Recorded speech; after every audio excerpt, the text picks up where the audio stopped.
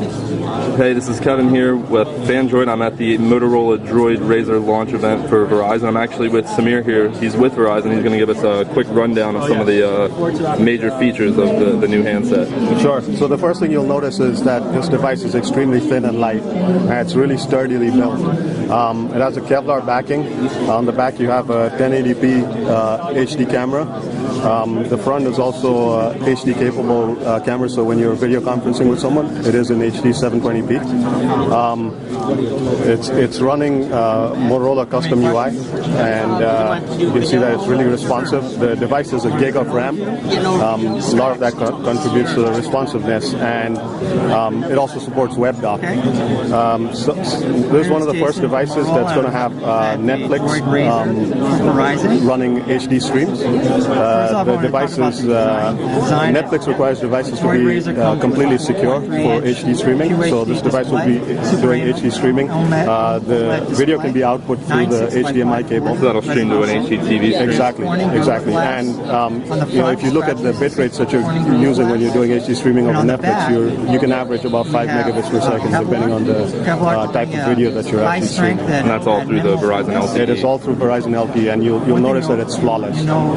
Right away is I don't know if this particular device has Netflix enabled. It's probably because this isn't a secure unit, but the ones that have end-to-end security do have Netflix enabled on it.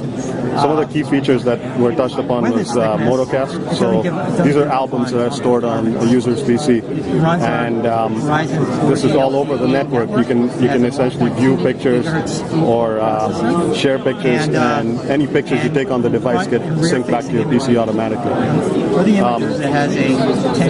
The other thing that we talked about, that Sanjay talked about, was Smart Actions. The Smart Actions basically allow you to set up rules to be able to change the behavior of the device. I think there's apps on Android Market that do something similar, except this is built into the device, so you can basically accomplish tasks using a GUI-driven interface. So you can see, when I'm in a particular Wi-Fi coverage, or if I'm in a particular location, do these things, and they're completely customizable by the user. And the main aim is to improve battery life, so that the device lasts longer.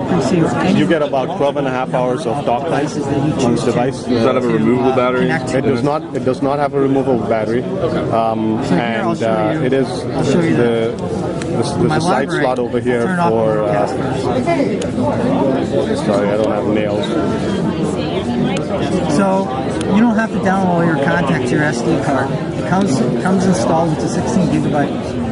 So there's the you don't need to micro SIM in there and an SD card. The device has 16 gigs inbuilt, of which I believe 8 gigs is reserved for the system, and the other 8 gigs are for users. So the WebDock stuff uses up a lot of on-device memory, so I think it's close to about a gig image. So there are going to be several web top there's several. I think there's at least 2 or 3 models. They probably have a few back there on display. And this is one of them. This is actually, I would call this an accessory dock, really. Now I'll stream directly from my home The PC-like docks, I think there's 2 or 3 models of those. I'm not exactly sure. But there is a newer one that's bigger than the ones that Motorola released in the past. A much bigger screen, and it allows you to do full screen Firefox and so on. So it's much better experience. With the music player, you have the same thing. You can go and view your own library that's on your PC. And all of this is going to be streamed off of your home network. It's got the cloud features like that. It's got the dual-core processor, big battery, all that, and it's all just, 7.1 millimeters thin? 7.1 millimeters. That should be the thinnest handset on the market. Yep, and probably one of the lightest. Alright, very cool. Even with all of that, it's still really, really sturdy. Yeah, it's got that steel core. Very